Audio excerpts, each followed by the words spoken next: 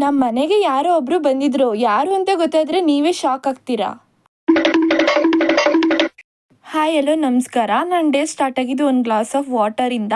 ಈ ಬ್ಲಾಗ್ ಬಂದು Friday and Saturday blog ಆಗಿರುತ್ತೆ. ನನ್ನ ತಮ್ಮ ಕಾಲೇಜಿಂದ ಬಂದಿದ್ದ, ಅವನು ನನಗೆ ಅಂತ ಚಿಂಗಮ್ನ ಕೊಟ್ಟ. ಸುಮ್ಮನೆ ತಿನ್ನೋದು ಬೇಡ, ರಜನಿಕಾಂತ್ ಸ್ಟೈಲಲ್ಲಿ ತಿನ್ನೋದು ಅಂದ್ಬಿಟ್ಟು ಟ್ರೈ ಮಾಡ್ತಿದ್ದೆ.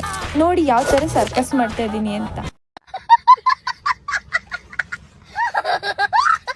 ಇದೊಂದು ವಿಷಯ ಹೇಳಿದ್ರೆ ನೀವಂತೂ ನಂಬಲ್ಲ, ನಾವು ತಗೊಂಡು 1 ಮಂತ್ ಆಯಿತು ಗಾಡಿನ.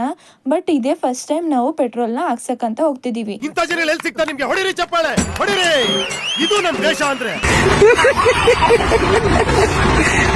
ನನ್ನ ತಮ್ಮನ್ನ ಎತ್ತಕೊಂಡು ಪೆಟ್ರೋಲ್ನ ಹಾಕ್ಸ್ಕೊಂಡು ಆಮೇಲೆ ಆಗಿ ಅಂದವೇ ಬರ್ಬೇಕಾದ್ರೆ ಎಗ್ ಪಪ್ಸ್ನ ತಿಂದ್ಕೊಂಡು ಬಂದು ಅಲ್ಲಿಂದ ಮನೆಗೆ ಬಂದು ಮತ್ತೆ ಮಂಡ್ಯಕ್ಕಂತ ರೆಡಿಯಾಗಿ ನಾನು ಮತ್ತೆ ಅಮ್ಮ ಹೋಗ್ತಿದ್ದೀವಿ. ಸ್ವಲ್ಪ ATM ಅಲ್ಲಿ ಅಮೌಂಟ್ನ ಡ್ರಾ ಮಾಡಿಕೊಂಡು ನಾವು ಹೋಗಿದ್ದೆ ಮಾರ್ಕೆಟ್ಗೆ. ನೀವೇನಾದರೂ ಮಂಡ್ಯದಲ್ಲೇ ಇದ್ದು ಮಂಡ್ಯ ಮಾರ್ಕೆಟ್ ನೋಡಿಲ್ಲ ಅಂತ ಅಂದರೆ ಇಲ್ಲೇ ನೋಡ್ಕೊಳ್ಳಿ. ನಮ್ಮ ಅಮ್ಮನ ನೋಡ್ತಿದ್ರೆ ಎಲ್ಲೋ ಸ್ಕೂಲಲ್ಲಿ ಇರಬೇಕಾದ್ರೆ ಅವರು ರನ್ನಿಂಗ್ ರೇಸಲ್ಲಿ ಫಸ್ಟ್ ಇದ್ರು ಅನಿಸುತ್ತೆ. ನನ್ನೇ ಬಿಟ್ಬಿಟ್ಟು ಓಡೋಗ್ತವ್ರೆ. ನನ್ನ ಅವಶ್ಯಕತೆ ಯಾರಿಗಿದೆ? ನನ್ನ ಅವಶ್ಯಕತೆನೇ ಇಲ್ವಲ್ಲ.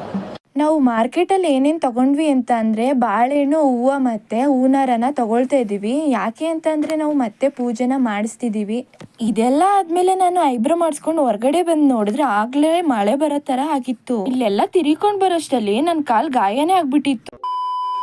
ಇಲ್ಲಿಂದ ಸ್ಯಾಟರ್ಡೆ ಬ್ಲಾಗ್ ಆಗಿರುತ್ತೆ. ಬೆಳಗ್ಗೆ ಎದ್ದು ಬಂದು ನೋಡಿದ್ರೆ ನಮ್ಮಮ್ಮ ಇಷ್ಟು ಚೆನ್ನಾಗಿ ರಂಗೋಲಿನ ಬಿಟ್ಬಿಟ್ಟಿದ್ರು. ಆಮೇಲೆ ನಮ್ಮ ಮನೇಲಿ ಇವತ್ತು ಪೂಜೆ ನಡೀತಿತ್ತು.